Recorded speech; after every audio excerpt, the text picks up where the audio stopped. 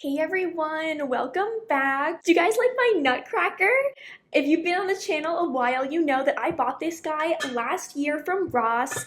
He's like a cookie jar, which I think is really cute, so I was really excited to bring him back out. So he's my guest for today, my co-host. I kind of wanted to do a speed run recap of all the insane events that have taken place over the last 10 or so days. And it has just become clear to me that we know absolutely nothing. Like, I come on here a lot and I talk about subjects that I think I have a good understanding of, but then events like the Epstein files get brought back up and you just realize, oh, we don't know anything. Like, I can't fathom why this person who was a Fed was allowed to be arrested to begin with. So keeping that in mind, I just kind of want to give a surface level recap of the things that have been going on, especially in MAGA. It feels like things get really insane every time someone in the government or intelligence wants to hide something. They want to overwhelm us with information that we can't process because there's just so much of it. So first off, earlier this month, the government shutdown ended after enough Democrats conceded and said, fine, no healthcare for illegals. And during this time, we found out that like 1/6 of Americans and foreigners in this country are on EBT, and that's entire food product industries like soda are completely dependent on EBT. Also, did you guys know that people can use food stamps to get Starbucks delivered from GoPuff? Like, you should have a minimum 200,000 a year income in order to get Starbucks delivered. That's insane. Also, energy drinks you can get with EBT for some reason, things that I don't buy unless they're on sale.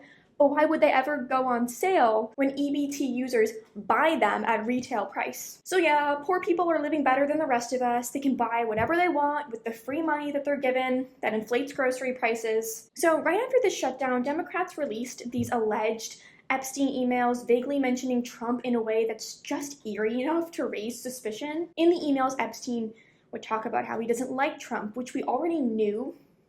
And I mean, I don't know, I'd be happy if a pedophile didn't like me, so that in particular is not incriminating. And in one of these emails, the victim's name they blurred out with Virginia Giuffre, who testified multiple times that Trump was innocent, so that's really interesting, blurring out her name so as to draw more suspicion. And if anyone wants to try to bring Jean Carroll into this, go watch my video where I explain the insanity of that story. And of course I wanted to address the Epstein files because it's my opinion that this is the reason all these other crazy things are happening. Like I said, the only level-headed take on Epstein is that we don't know what's going on. The man was a Fed that was allowed to be arrested for some reason, and I know it makes a lot of people giddy to just come to the conclusion that the president is a pedophile, but that doesn't add up for me. Even though I would agree with everybody that Trump's response to the Epstein files has been a complete disaster and not transparent at all. It's incredible how some people will instantly believe the email suggesting Trump getting with Bill Clinton is truthful, but these are the same people that would write off Pizzagate, those emails, as a conspiracy theory. Where do the emails come from? We don't know. What do they mean? That's up for us to decide. And my theory remains that Trump went into this presidency with the intention of releasing the files, but the US government and foreign governments involved with the Epstein blackmail ring left him outmatched. They may have said something like, you're gonna do what your donors want or we're going to release fake Epstein files about you. Or maybe they're real, but at this point, I don't think we're ever going to know what's real and what isn't. I really hope that Virginia gets justice one day, but I just don't know if that's possible. But one thing they might be forcing Trump to do right now is betray all of his campaign promises. So H-1B has been brought up again like it was last December, more insane than ever. So last year, Vivek Ramaswamy exposed himself as being an Indian ethno-nationalist that thinks Americans, the most productive people in the world, are lazy and can't compete with people from a nation where the average IQ is like 64. And no, I don't feel bad about saying rude things about Indian men because I have never been treated worse in one of my comment sections than when I did my H-1B video. So the second rudest people that comment on my videos are the female gooners. When I try to explain to them reading porn is bad, they're like here with their rudeness and their name calling. And then there's Indian men that are like up here. And you guys can't even see most of the comments Indian men left me because YouTube hides comments that involve rape and murder. But sure, Indian number one, but none of them want to live there. And as they threaten to rape and murder American women like me in comment sections, they insist they are better than us and deserve to bring their entire extended families here to take over companies they couldn't have dreamed of founding themselves. All I can say for the people of Ohio is do not redeem in 2026. But much more devastating than Vivek was Dinesh D'Souza, who came out as a Zionist Indian ethno-nationalist recently after spending 40 years building a reputation as a colorblind conservative scholar. If you were to have asked me a month ago what my favorite book was, I would have told you it was this, America, Imagine a World Without Her by Dinesh D'Souza. And that has been my favorite book since I read it when I was 14. I wrote multiple college papers on it because I thought that this was such a compelling argument for American exceptionalism and conservatism. This book compelled me to learn more about our country's history and its role in the world. But then, a couple weeks ago, Tyler Oliveira, the YouTuber, released his new documentary. Yeah, that documentary. And Dinesh's response was using a self-selection biased, manipulative data chart to insist that the future belongs to Indians. Now, I can do an entire video on what's wrong with this chart, but that's for a later time if you guys are interested. Another thing with Dinesh, so when it comes to the government's Charlie Kirk assassination story, is that it makes perfect sense if you don't think about it at all. But Dinesh decided to post this in response to Candace Owens having the audacity to investigate her friend's death. I love how everyone is acting brand new about this, about investigative journalism. Like, why is Candace looking into these people when it turns out they had nothing to do with it? Yeah, that's called investigative journalism. Dinesh's American accent is so good you sometimes forget he's from Mumbai. And I just want to put it out there that if I saw someone raping an animal, my conscience would force me to step in, even if it meant putting myself in danger. And then Dinesh went on to reply to a Vivek post calling white people whiteys. So that really sucks. I really admired him. He was one of those people that helped form my worldview, and clearly I had outgrown him, but it's still really disappointing. I don't know what to do with all his books now. I have like 5 of them. It's just crazy to think that you have people on the right saying we need to import people from India or outsource work to Indians in order to compete with China. And there is no competing with China. We cannot and should not try to compete with slave labor. And for what? The answer is always something vague like AI or world domination. They have no idea what they're talking about, these commentators, these pro H-1B commentators. They're just parroting 2012 Romney talking points, but the difference being Romney personally benefited from these policies. These commentators don't. They're just stupid. GDP is everything to them, apparently, except GDP hasn't reflected the quality of life of the average person since like 1970. And what other Indians did I want to talk about? Oh, Kash Patel. What a shame. Oh, and we also need to import, according to Trump, we need to import 600,000 Chinese spies to attend our universities. And yes, they are spies. There was this insanely weird incident that happened at my university that started this discussion. But yeah, my university, it was majority Indian and Chinese grad students. So like we're talking, there were about 3 times as many Indian and Chinese grad students as there were American undergrads. And it was a nightmare. And those grad students are the reason tuition is so high, by the way. It was a gut punch to hear the president say that we don't have enough talent to build batteries in a nation of 350 million people that build skyscrapers in every mode of transportation. And you have Elon saying something similar just about hard labor, as though American men aren't accustomed to hard labor, as though their ancestors weren't familiar with that type of work. It's so offensive, and really, I think it speaks to how awful our elite are.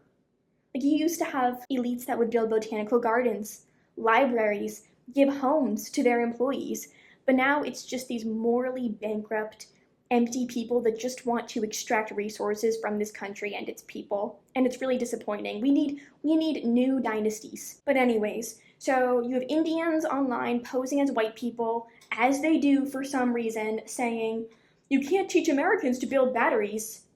Like, I'm sorry, what? Is that a skill you're born with, building batteries? Is that a skill that requires having a sub 75 IQ? Remember during World War II when unskilled women left the home to take over factories to build tanks and aircraft? but we can't be taught to build batteries? You know, I once mentioned in a video how the learn to code propaganda thrown out there after manufacturing was taken off shores, that the learn to code thing was ridiculous because the average person can't do that. And I should have been more specific.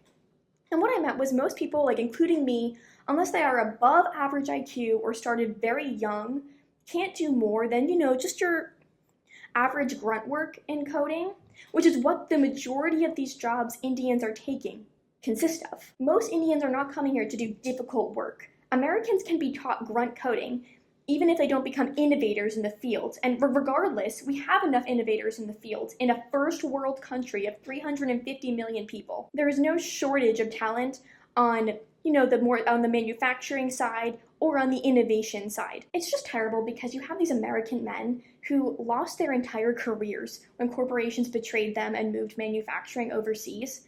They were counting on Trump.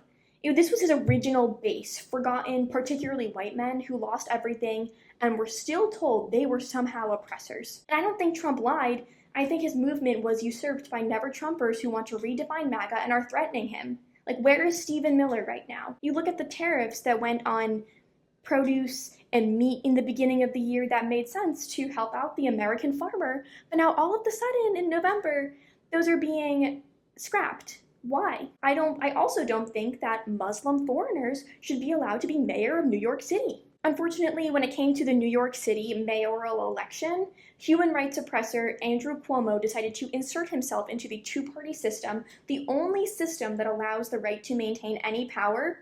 Look at Europe. They're begging for a right-wing revolution, but they won't get it because of their multi-party system. It's the same scam as ranked choice voting in the United States. But I will say it's not surprising that the Muslim socialist won when you have people like Ben Shapiro on the other side saying, and if you can't afford to live in the city you grew up in, you don't deserve to live there. It is gut-wrenching to think he won this election because of foreign-born non-Christian voters, which I'll show you here. Not actual New Yorkers controlled this election. And he only thanked foreigners during his victory speech. And Mamdani's also trying to rewrite history and say New York was built by immigrants.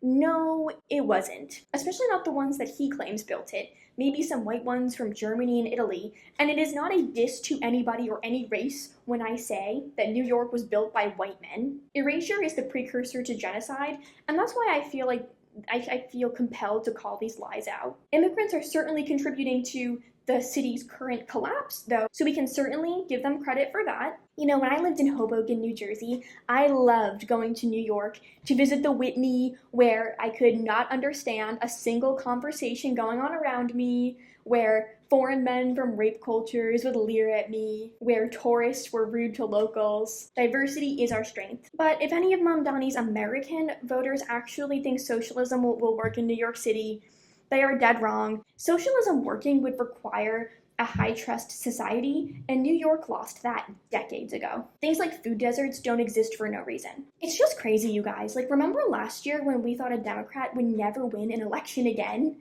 And now here they are, mocking the death of Charlie Kirk, threatening to kill their opponents, and still winning. And if things don't change soon, they will sweep the midterms with the most radical candidates you can imagine. But no, that's not the issue. That's not the issue here. The issue is Tucker Carlson, who apparently is a threat to Western civilization for hosting Nick Fuentes, according to Mark Levin and Dave Rubin. The least American people ever. You know, I love how conservatives like them are so much more tolerant of far left speech than they are of far right speech. That's really interesting. And this is why storytelling needs to become part of the conservative collective unconscious.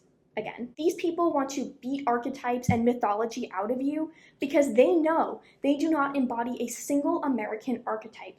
I beg them to start reading books again, okay? Like, read the classics. Now, what I mean by this is Tucker is your archetypally American man. Mark Levin is not. And Dave Rubin, look at him. He has Florida man in his Instagram bio, which is hilarious because there is nothing masculine, brave, whimsical, or offbeat about him. He's not a Florida man. He's a freak that made his husband have kids with his sister. And he's not a conservative either. Right wing, sure, because the right is a very big umbrella now, unlike the left. But posing as a conservative is so disingenuous when, at 45 years old, you created designer baby boys with your sister for you and your husband to play house with in your $9.8 million mansion in the wealthiest neighborhood in Miami. I'm also so sick of the edgy ex-posting from the administration with no follow-through. Like, don't just joke about deporting Ilhan Omar. Actually do it. I no longer believe in symmetrical warfare because that would be suicidal. The left does not abide by social contracts, which I have said in multiple videos recently. And when they win the midterms with the most radical candidates imaginable, they will pull a January 6th and imprison innocent people with no due process. Again. And so therefore I am totally in support of denaturalizing and deporting foreign agent Ilhan Omar and her brother. And I still think that people like Hassan Piker should be charged with terrorism, sent to Gitmo, and never heard from again. I will take care of his abused dog. And if you're a right-winger clutching your pearls at me saying that, you are just as bad as the liberal white women with suicidal empathy. And oh yeah, so speaking of J6, allegedly a Capitol police officer planted a pipe bomb that day and was one of the first officers to shoot into the crowd, causing chaos. So where are the arrests for one of the biggest government-led hoaxes in American history? Marjorie Taylor Greene also had some incredible highs and lows in the past couple of days, where she texted Trump asking for him to release the Epstein files, and then he denounced her and said she needs to be voted out of office. And she stuck to it. She was like, no, like the American people deserve the truth. But then she proceeded to go on CNN and apologize for her rhetoric in the wake of Charlie Kirk's death, as this anchor just smugly nods and accepts this apology that she wasn't even asking for. Like, I'm so sick of this. No more symmetrical warfare. That doesn't exist. The left will never apologize to you. They will laugh at your dead body after they kill you.